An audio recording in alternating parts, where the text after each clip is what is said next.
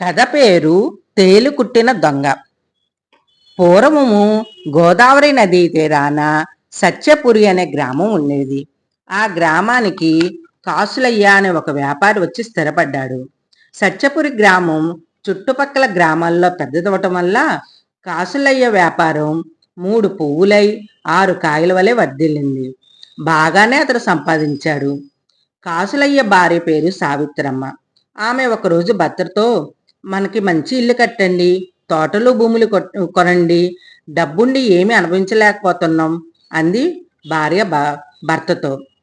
కాసులయ్యకు డబ్బుకి లంక.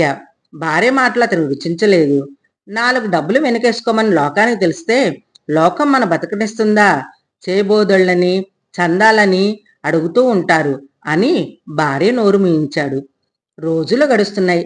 సత్యపురి ప్రాంతం అనావృష్టికి గురైంది. జీవనానందన ఉండే గోదావరి ఎండిపోయింది.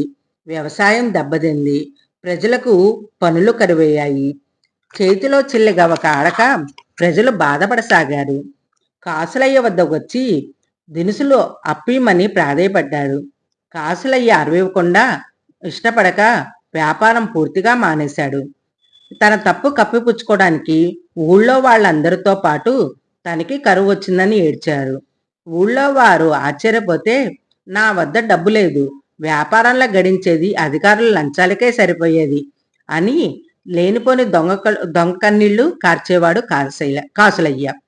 గ్రామస్తులంతా అవాయకయ్యారు. బావి చెరువు బాగు చేయడానికి సహాయపడతామని ఆశపడ్డాం. మా ఆశ నిరాశ అయింది. డబ్బివ్వటం తప్పించుకున్నందుకు కాసులయ్య మనసులోనే ఆనందించాడు. అందరితో పాటు బావి పని, చెరువు పని తాను రాలేకపోతున్నానని విచారించాడు. ఆ రోజు నుండి కాసులయ్య మరీ జాగ్రత్త పడ్డాడు. ఇంటి వద్ద ఒక పూటే వంట, అది గంజి మెతుకులే.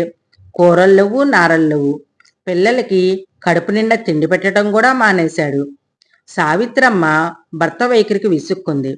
ఒకరోజు భర్తతో, కలిగుండికి మనకెందుకండి కర్మ, దాచించిన డబ్బు బయటికి తీసి ఖర్చు పెట్టండి, కడుపు నిండా తిని పేదలకింత పెట్టండి, సంపాదించిన డబ్బుకి పరమార్థం కల్పించండి అంటూ హితబోధ చేసింది. అయినా కాసులయ్య మారలేదు. రోజులు గడుస్తున్నాయి, కానీ వాతావరణంలో మార్పు రాలేదు. తాగే నీరు కూడా కరువైంది. బ్రతుకు కోసం సత్యపురి గ్రామాలు కొందరు దూర ప్రాంతాలకు వెళ్ళసాగారు.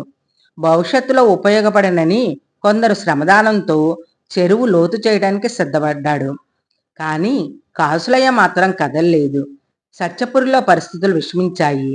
ఆకలితో తాళలేక కొందరు చనిపోయారు.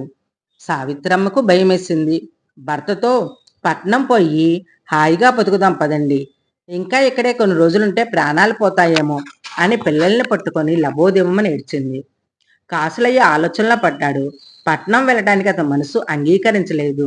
భార్యతో, పోసి తెలివి తక్కువదానా, అమావాస్య తర్వాత పౌర్ణమి రాక తప్పదు కదా, ఈ ఏడి ఇలా కరువు వచ్చిందని రానున్న సంవత్సరం తప్పక పంటలు పంటాయి, అప్పుడు మన వ్యాపారం బాగా ఉంటుంది, లాభాలు బాగా వస్తాయి అని తెలివిగా నచ్చచెప్పి భార్య నోరు నొక్కాడు. ఒకరోజు అర్ధరాత్రి బందిలిపోటు దొంగల ముఠ సత్యపురికి వచ్చింది. గ్రామస్తులు భయపడలేదు. తెల్లార్లు బారా తెరిచి, మీరు దోచుకోవడానికి పిడిగడు బియ్యం కూడా మా వద్ద లేవు, దారి తప్పి మా ఊరు వచ్చినట్టున్నారు అని దొంగలతో అన్నారు. దొంగలు, మీ వద్దకు రాలేదు, మేము ఉన్నవారి వద్దకే వచ్చాము, అన్నీ మాకు తెలుసు అంటూ కాసులయ్య ఇంటివైపు వెళ్ళాడు.